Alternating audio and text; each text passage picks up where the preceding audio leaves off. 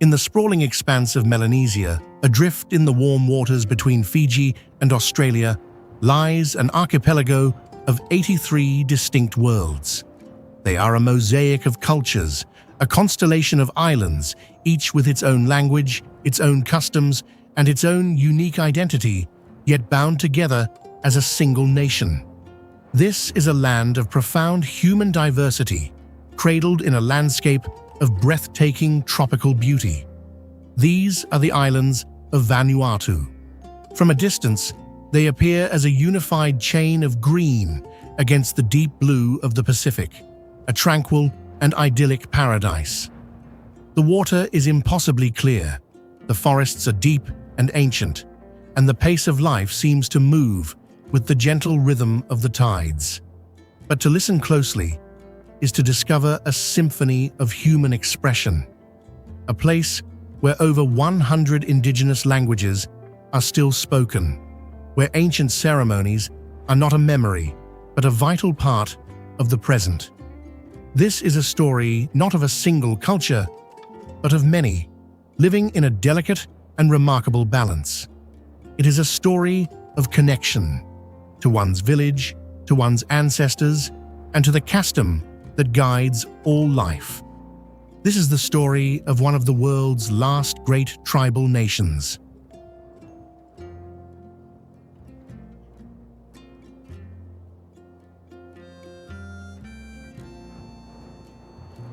Vanuatu is a land of geological youth and constant transformation, situated directly on the Pacific Ring of Fire. Its islands are the peaks of submerged volcanoes, some still very much alive, shaping and reshaping the landscape. This volcanic heart gives the soil a rich fertility, but it is also a reminder of the powerful, untamable forces that govern this part of the world. The islands vary dramatically in character.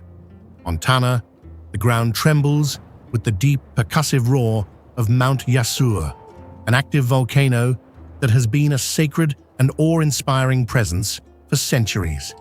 Its nightly eruptions paint the sky with a fiery glow, a spectacle of raw natural power that is woven into the local cosmology. In contrast, islands like Ifate, home to the nation's capital, Port Vila, are fringed with deep natural harbors and tranquil lagoons. Here, the volcanic origins are softened by time, covered in a blanket of tropical growth. Further north, on Espiritu Santo, the largest island in the archipelago, one finds vast tracts of untouched rainforest, limestone caves, and idyllic stretches of sand like Champagne Beach, where freshwater springs bubble up through the sand at the ocean's edge. Each island is a distinct world, with its own unique geography, its own dialect, and its own subtle variation of culture, contributing to the nation's incredible diversity.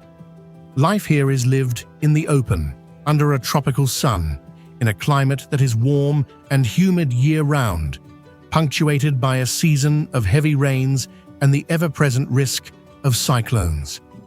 It is an environment of immense beauty and profound challenges, and it has shaped a people of remarkable resilience and deep-seated wisdom.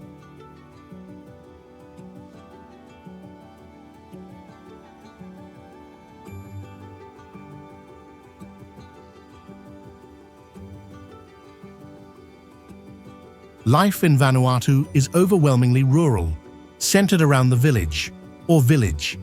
This is the heart of society, the fundamental unit of culture, work, and family.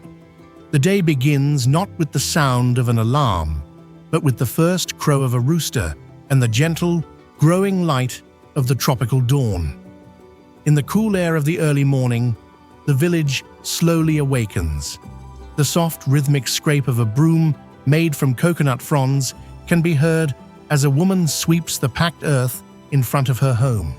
The low murmur of voices carries on the breeze as families prepare for the day ahead. The smell of wood smoke begins to drift through the trees as small cooking fires are lit, a comforting, universal signal that a new day has begun. There is a deep and abiding sense of community that permeates every aspect of daily life. In a typical village, anonymity is an unknown concept. Everyone is connected by intricate webs of kinship, shared history, and mutual obligation. Homes are often built close together, without fences or walls to separate them, creating a sense of openness and shared space. Children wander freely and safely between households, cared for by a network of aunts, uncles, and cousins. The well-being of the individual is inseparable from the well-being of the group. This collective spirit is the bedrock of Vanuatu society, a source of immense strength and resilience that has sustained its people for millennia. At the center of the village, there is often a nakamal, a traditional meeting house which serves as the focal point for community discussions, ceremonies, and social life. It is here that decisions are made, disputes are resolved, and the cultural heart of the village continues to beat.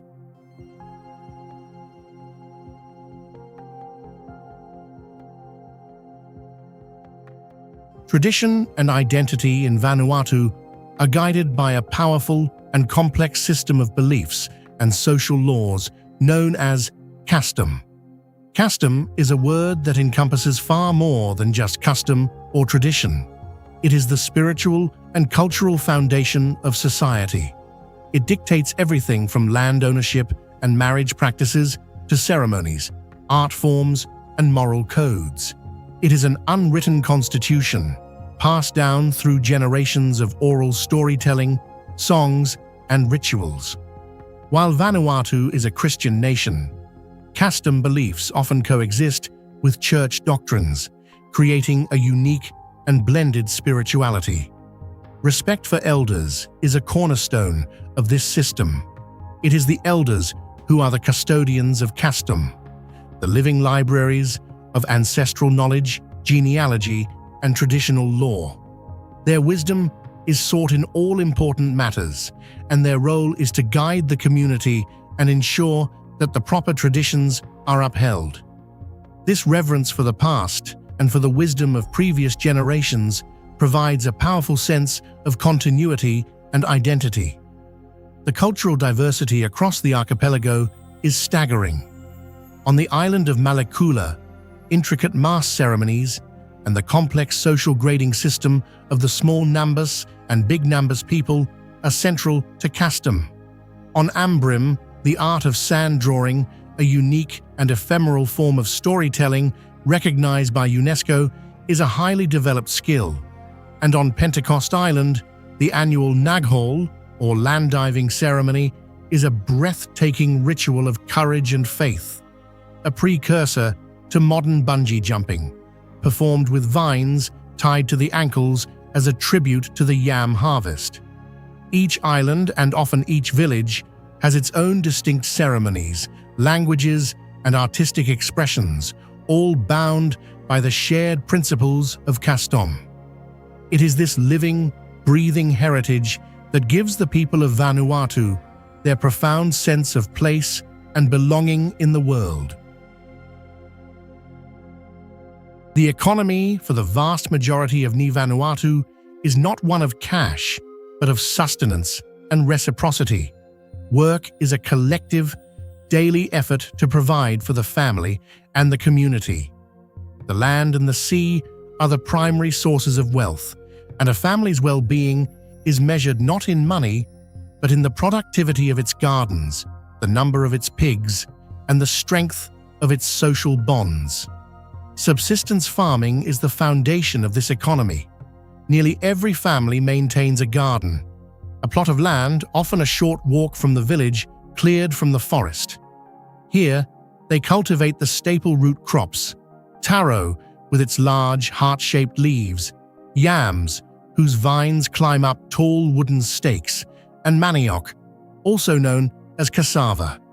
These are supplemented with sweet potatoes, bananas, and a variety of leafy greens. The work is physically demanding, done with simple hand tools like digging sticks and machetes, but it is performed with a deep, practical knowledge of the soil, the seasons, and the plants themselves. For those living on the coast, the sea is their garden. Men will set out in the early morning in their outrigger canoes or canoe to fish on the reef. They might use traditional methods such as casting a net in the shallows or spearfishing in the clear waters of the lagoon. The catch of the day, perhaps a parrotfish or a snapper, will be brought back to the village to be shared among the extended family. While the subsistence economy dominates, there are growing links to the cash economy.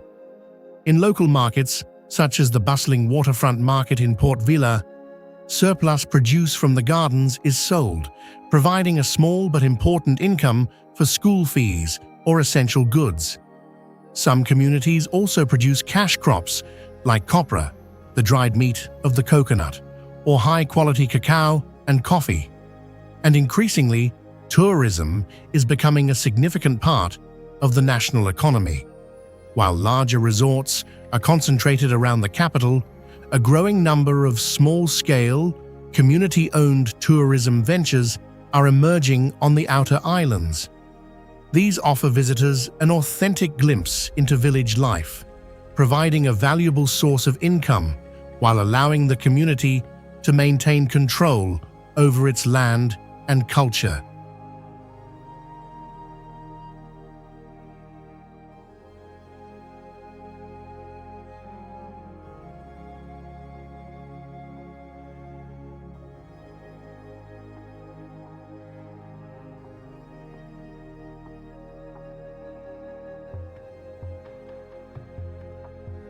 The food of Vanuatu is a direct reflection of the land and sea, fresh, natural, and simply prepared. The cuisine is built around the starchy root crops that form the basis of the diet, complemented by fresh fish, seasonal fruits, and the ubiquitous coconut, which is used in all its forms as milk, cream, and oil. A typical meal is a simple, wholesome affair, often cooked over an open fire. A freshly caught fish might be grilled over hot coals, wrapped in banana leaves to keep it moist, and served with a piece of boiled taro or yam. The national dish, and a centerpiece of any important feast or celebration, is lap-lap. It is a culinary tradition that requires significant time and communal effort. First, root vegetables like taro or yam are grated into a fine paste. This paste is then spread onto a bed of large softened banana leaves. A filling, often of chicken, fish, or pork, is placed in the center, and the entire mixture is drenched in freshly squeezed coconut cream. The banana leaves are then folded over to create a tightly sealed parcel. This parcel is placed in an earth oven, or umu, a pit filled with heated volcanic stones and covered with more leaves and earth. It is left to cook slowly for several hours, steaming in its own juices.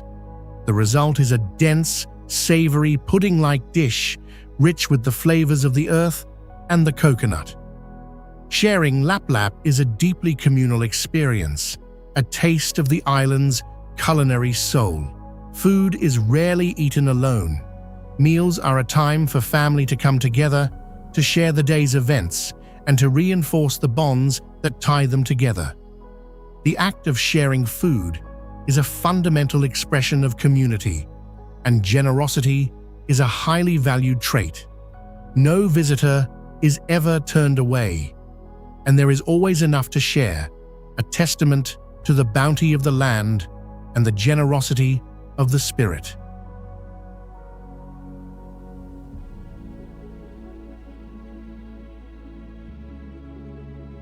To live in Vanuatu is to be in constant, intimate dialogue with the natural world.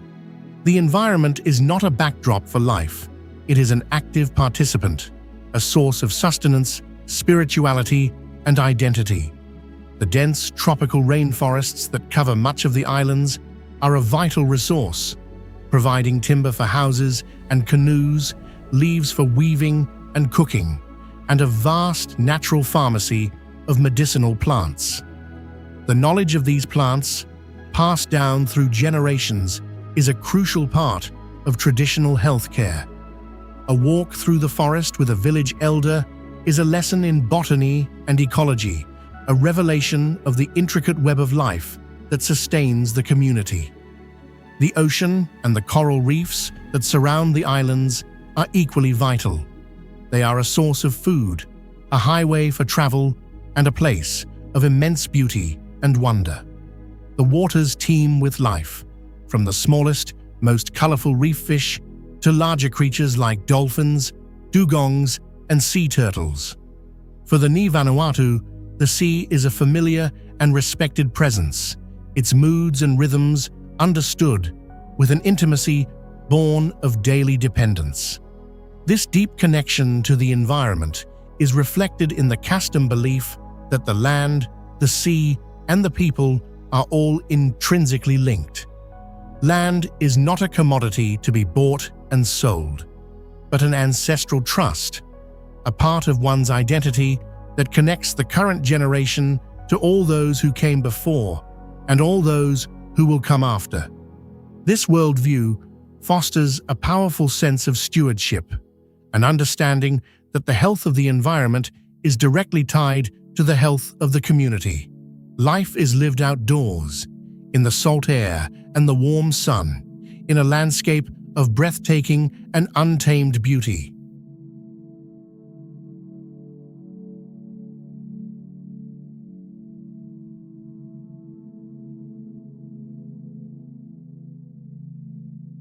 For all its timeless traditions, Vanuatu is a nation in transition, slowly and selectively embracing the tools of the modern world.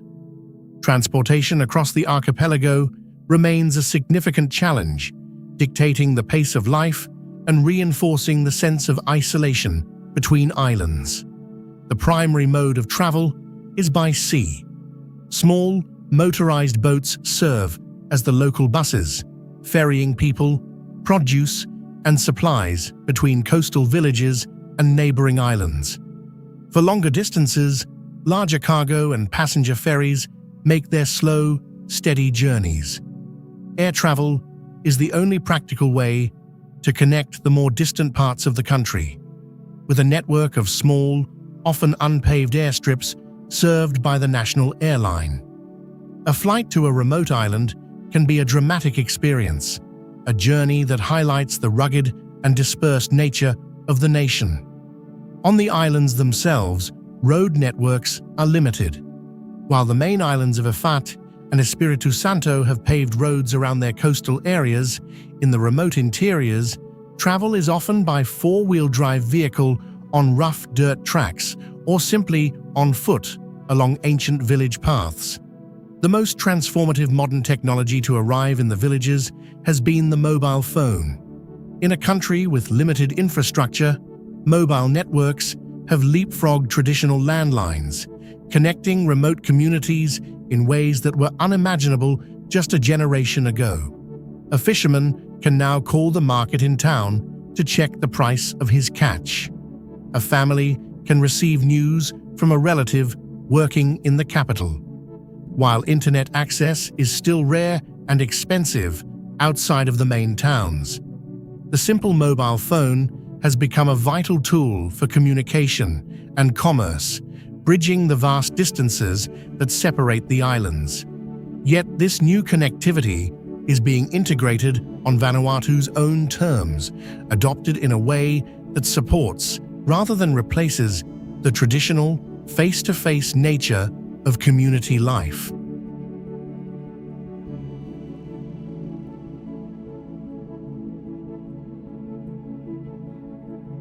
For the young people of Vanuatu, life is a delicate negotiation between the world of their ancestors and the opportunities of the 21st century. Education is seen as a vital pathway to a better future, but access remains a significant challenge. In most villages, there is a primary school, often a simple, one-room building where a single teacher instructs children of all ages. Resources are often scarce, and the journey to school can be long and arduous, especially during the rainy season. For a secondary education, students must often leave their home village to attend a boarding school in a larger town or on a different island. This is a major step, a first journey away from the close-knit security of the family. Higher education almost always requires a move to the capital, Port Vila, or even overseas. This presents a profound dilemma for many young Vanuatu. They are drawn to the promise of new experiences, skills, and economic opportunities that the modern world offers. Yet, the pull of home, of family, of the land, and of Kastom is incredibly strong. They are the first generation to grow up with one foot in the traditional world of the village, and the other in the globalized world of the internet and modern media. The great challenge for the nation is to create enough meaningful opportunities to encourage its educated young people to return to their home islands, to bring their new skills and knowledge back to their communities. It is a balancing act that every family and every village is navigating. How to embrace the benefits of modern education and technology without losing the cultural wisdom and social cohesion that have provided strength and identity for centuries. The future of Vanuatu rests on the shoulders of this generation, as they seek to weave the old ways and the new into a strong and sustainable future.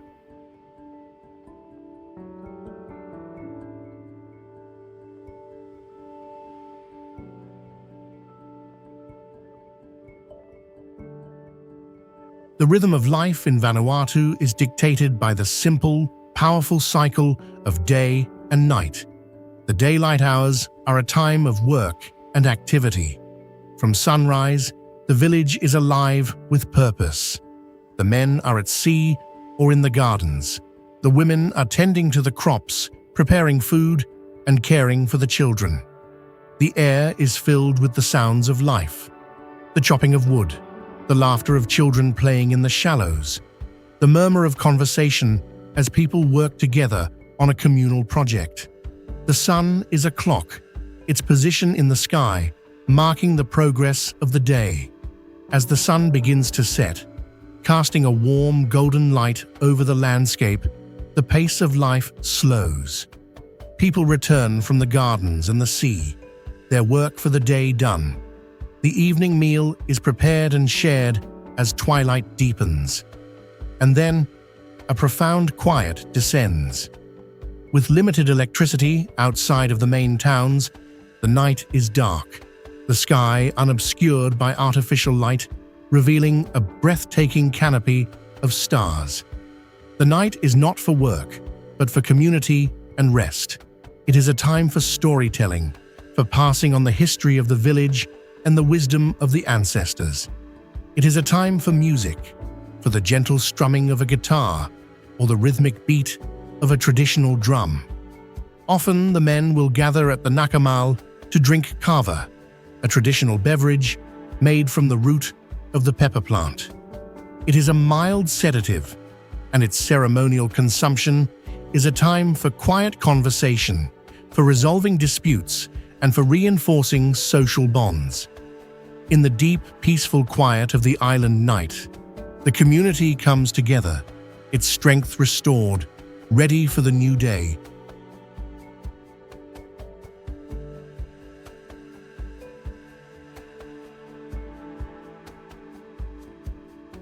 Life in this beautiful corner of the world is not without its significant challenges.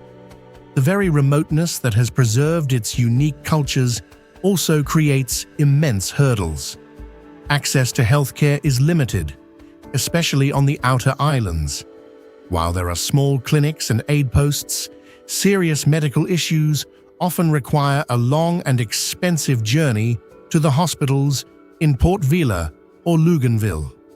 Many people still rely heavily on traditional medicine, a rich and valuable body of knowledge, but one that cannot treat all modern ailments. The nation's position on the Ring of Fire makes it one of the most vulnerable countries in the world to natural disasters. Earthquakes and tsunamis are a constant threat, and the annual cyclone season brings the risk of devastating storms that can wipe out crops, destroy homes, and set back development for years. Perhaps the greatest long-term challenge is climate change. For a low-lying island nation, rising sea levels pose an existential threat, leading to coastal erosion, saltwater intrusion into freshwater supplies, and the potential loss of entire communities. Warmer ocean temperatures are causing coral bleaching, threatening the health of the reefs that are so vital for food and coastal protection. The delicate balance of tradition and progress is another constant challenge. How does a nation encourage economic development without sacrificing its cultural identity? How does it welcome visitors without allowing tourism to overwhelm the very way of life that makes it so unique? These are the complex, urgent questions that the people of Vanuatu are facing with resilience, thoughtfulness, and a deep commitment to their cultural heritage.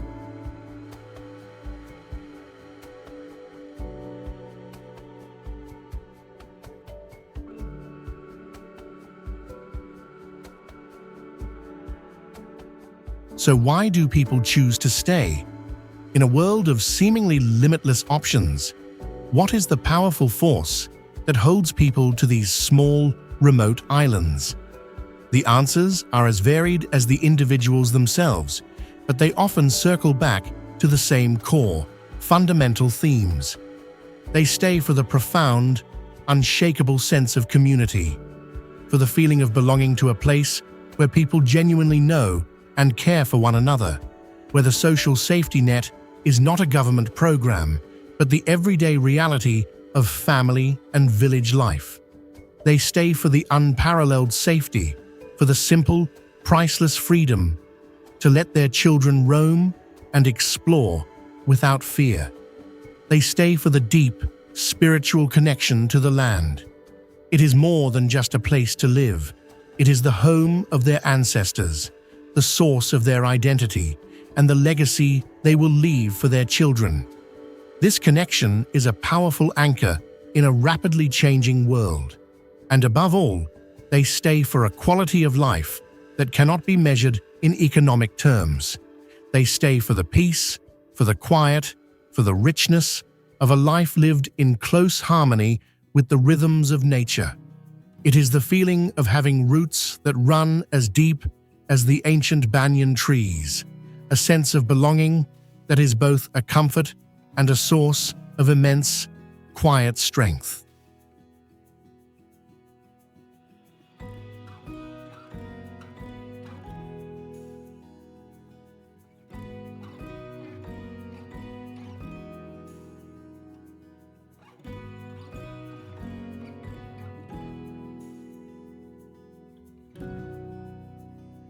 Vanuatu exists in a delicate, beautiful, and constantly negotiated balance between the old ways and the new, between the untamed wildness of nature and the slow arrival of modernity, between a cherished self-sufficiency and a growing connection to the outside world.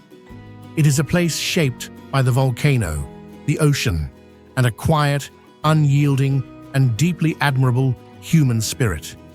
Here, life is not measured in grand events or dramatic upheavals, but in the steady, dependable rhythm of the seasons, in the warmth of a shared meal, in the comfort of a familiar story, and in the simple, profound beauty of the everyday.